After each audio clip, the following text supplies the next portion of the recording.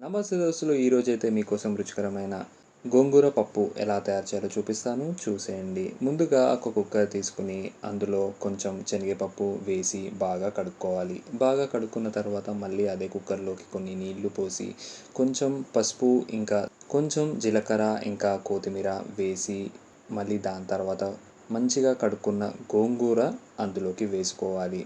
బాగా వేసుకున్న తర్వాత కొన్ని పచ్చిమిరపకాయలు అందులో వేసేయాలి. వేసేసిన తర్వాత కుక్కర్కి మూత అనేది పెట్టుకోవాలి. మూత పెట్టుకున్న తర్వాత మినిమం 3 విజిల్లు వచ్చాక కుక్కర్ ఓపెన్ చేయకూడదు. 3 విజిల్లు వచ్చాక కుక్కర్ ఓపెన్ చేయాలి. దాని తర్వాత ఎల్లిపాయలు అందులో వేసేయాలి. ఎల్లిపాయలు అందులో వేసేసిన తర్వాత మళ్ళీ ఒక 2 విజిల్లు వచ్చేదాకా మళ్ళీ కుక్కర్ మూత అనేది పెట్టుకోవాలి. మూత పెట్టుకున్న తర్వాత మళ్ళీ కుక్కర్ ఓపెన్ చేసి కొంచెం దొడ్డుప్పు అనేది వేసుకోవాలి. వేసుకున్న తర్వాత పప్పు కవ్వంతో బాగా రుబ్బుకోవాలి.